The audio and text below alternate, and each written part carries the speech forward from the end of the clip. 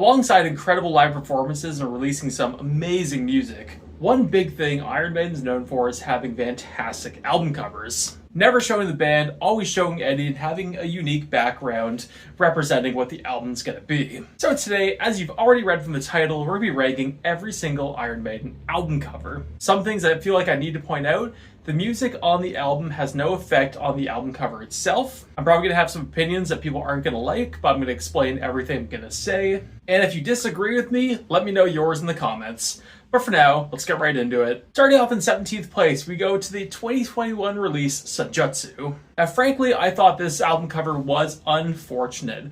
I do think the Eddie looks pretty good. There's no album cover in which I don't like how the Eddie looks, apart from one. Now I know the background behind Eddie isn't completely black, that has a little bit of green behind Eddie, but there's nothing. It always felt like insult to injury that some of the artwork within the album cover was actually better than what we saw on the actual album. But this album cover kind of came across as a little bit boring and there's just not much to look at. Which is a shame, because there's a lot of artwork used in Senjutsu that was fantastic, but the album cover is kind of a little bit of a letdown. There's a lot of detail in Eddie. I like how the sword actually goes past the Iron Maiden logo. And this is actually also the first time the Iron Maiden logo has a bit of a shine to it. It's not terrible, but it could be a lot better. 16th place, we go to the 2015 The Book of Souls. Now this one's arguably more basic than Senjutsu, but I have reasoning for not putting it last. With this album cover, I've always had this kind of mindset of the environment in which you'd see this. And the idea of exploring through this ancient Mayan temple in the complete darkness and turning the corner and just seeing that Eddie in front of you in the complete pitch black would be terrifying. So the Book of Souls almost works really well with that mindset in mind. And then you see some of the artwork they could have used and realize this album cover is a little bit lackluster. I've always thought the Book of Souls Eddie looks really good, and this is actually the first album cover since the X Factor to have the points on N, R, and M on the logo. I don't think it's a bad album cover, I don't think any of these are bad, but I do think it could have been better. 15th place, the debut album cover, Iron Maiden. Now, as much as I find Iron Maiden to be a little bit on the boring side, I do find it to be iconic. Very yellow, yes, but it has this kind of backstreet London vibe to it, which was exactly where Iron Maiden was at in their career at that point. So the album cover kind of works. Personally, I've never loved the look of the original Eddie. I thought it was just a little bit too goofy. But hey, it's the first one, they got better. So, not the best, not the worst. 14th place, a lot of you put this album in last, but Dance of Death. Now, it's no secret that the Dance of Death album cover has a lot of issues to it. This was the original Dance of Death album cover. Now, what Iron Maiden decided was there wasn't enough going on with the album cover and it needed a bit more in it to look finished. So a bit more was added, and a bit more was added, and a bit more was added, and then they ran out of time for it, so there are so many issues with this. The reason why it's not going in last is because I've always thought the Dance of Death album cover was a cool concept of an album cover. I've always liked the direction in which the Dance of Death album cover could have went in.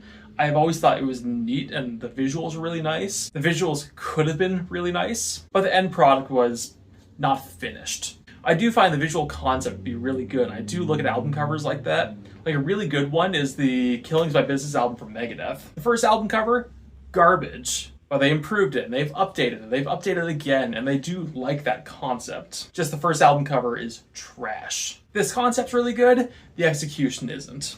I won't put it in last because I do like the concept, but I will not put it any higher because it's not finished and it's not amazing. In 13th place, we have The X Factor. Now, I know The X Factor, there's a handful of album covers, so I am going with this one because I think this is the album cover that most people know. And I think this album cover does kind of reflect where Iron Maiden was in their career. Metal wasn't doing great, Steve was kind of in a nasty divorce, he just lost his singer of a long time being Bruce Dickinson. Maiden and metal itself wasn't really in an amazing place, that's why the album is pretty dark in tone. And perhaps Eddie being butchered and chopped up isn't really the weirdest thing for this, considering, well, where Maiden was at the time. Still kicking, but a little bit beaten down. And due to I can kind of get all of that from the album cover, I don't think it's the worst.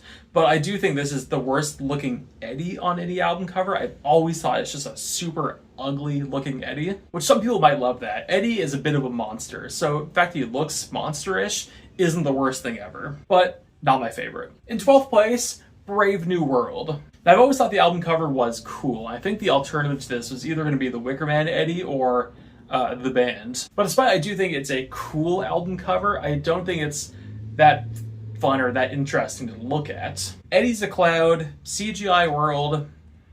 That's all we got. Again, it's not bad. It does look nice, but it's a little bit boring. 11th place, and some people won't like this one, but Seventh Son of a Seventh Son. Now, for those who don't know, one of the original album artwork concepts for Seventh Son ended up being like the Prophecy Eddie. That was the original concept for this. The artist in which they were working with at the time didn't like it, scrapped it, and ended up making what we now know as Seventh Son of a Seventh Son, which I do believe looks better. But I've always found the excess of blue to be a little bit boring looking. I also had the exact same opinion for the Made in England tour in 2012, 2013, 14.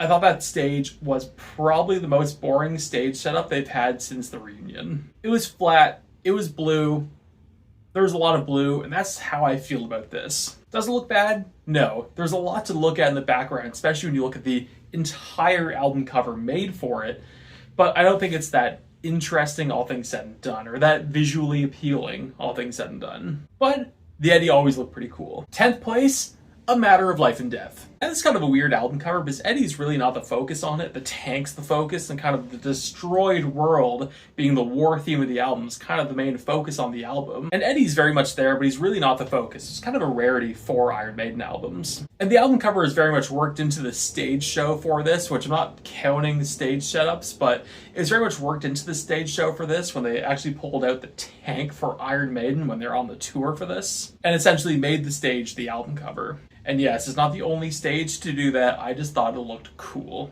But this one's tricky. Despite I do like this album cover, despite I do like the whole tank and war theme, Eddie's really small on it, and I think that deducts a little bit of points for it. Not if there's really a point system here, but that's kind of where I'm at for it. In 9th place, Peace of Mind. Now, Peace of Mind is another one of the older albums that actually has more artwork than the main album cover shows. And this is actually a really important album cover long term, because this is the first time we see the bolt on Eddie's head, and it's the first time we see the lobotomized Eddie going forward. Which, through different pieces of artwork, we saw in Power Slave, we saw in Somewhere in Time, and Seventh Son of a Seventh Son. I do think the lobotomized Insane Asylum Eddie's always been really cool to look at. I think it worked really well into the album name and the show, but it's not my favorite one, despite it is visually appealing to look at.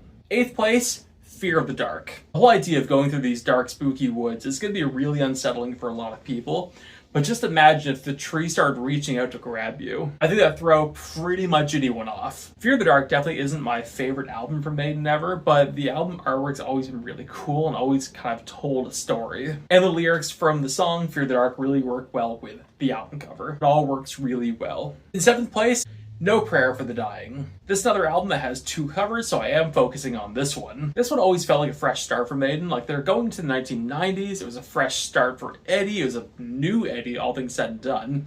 And he was bursting out of the grave in the same graveyard from the Live After Death album cover. A little bit of Maiden lore for you. I always thought it was cool to look at. I always thought the little details on Eddie were really nice to look at. And I always found it funny they had to go make a second album cover because like the first or original one was too violent or something along those lines. But I always found No Prayer for the Dying to be really visually appealing to look at. 6th place, Killers. Very similar environment to the Iron Maiden album cover, but it has so many more little details and the Eddie is so much more aggressive. Like, Eddie's in the process of butchering someone as this album cover is taking place. And you can see in the background there's someone in the window watching it happen.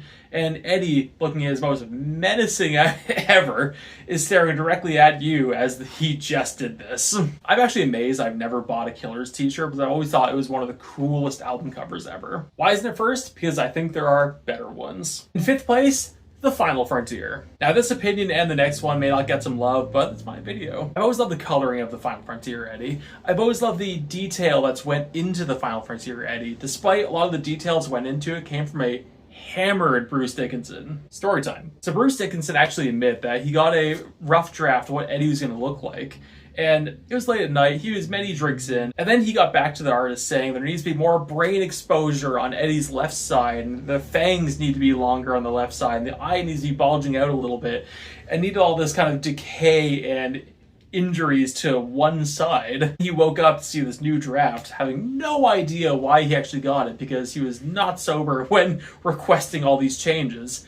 But all these changes made Eddie look really cool. Now, this isn't everyone's favorite Eddie, and some people don't even think it is Eddie, which is silly because Eddie's been multiple things. At its core, Eddie's always kind of been a zombie, sure, but why can't he be an alien? And I would argue there's actually been multiple Eddies. And if we're gonna go with the idea that there are multiple Eddies, there is no reason why this couldn't be one. This Eddie's also been compared to Predator, which, fair. I've always thought this Eddie looked cool. I've always thought the environment looked cool. It also had a lot of interesting side artwork that wasn't used on the album cover, but unlike a lot of other albums that had that, I always thought this was the best option. This is also the last album cover to have the flat bottom on lettering. It was also the last album that kind of had an interesting album cover. As you saw, I put Book of Souls and Senjutsu last on this list. That's not due to I think they look bad, but they're just not that interesting to look at, as I believe the Final Frontier is interesting to look at. Fourth place, Virtual 11. Maybe not everyone's favorite album, sure, but we're not looking at the music itself. I've always found Virtual 11 to be a fantastic album cover. Eddie's always looked interesting. The idea of virtual reality's always been kind of interesting, especially in this era, like the late 1990s, which made some people question whether if there's actually an Eddie on there or if the Eddie's just sort of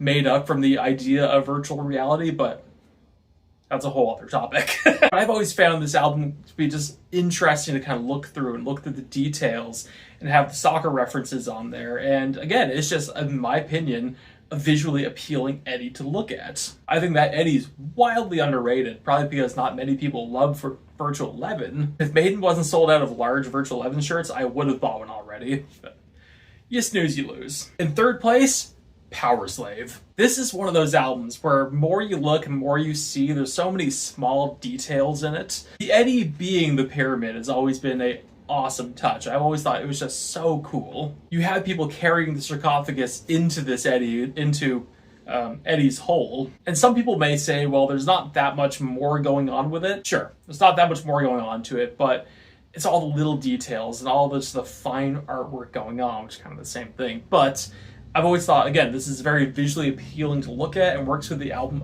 concept really well. Second place, which also labels first place, but in second place, The Number of the Beast. The Number of the Beast actually has two different album covers, and it's just the change of coloring. I think it was a printing issue, but one is blue and one is gray. In my mind, the album's gray, so we're going to be going with that one. I think I owned this album for like 2 years before I noticed Eddie's hands using the devil as a puppet, whilst the devil's also using a person as a puppet.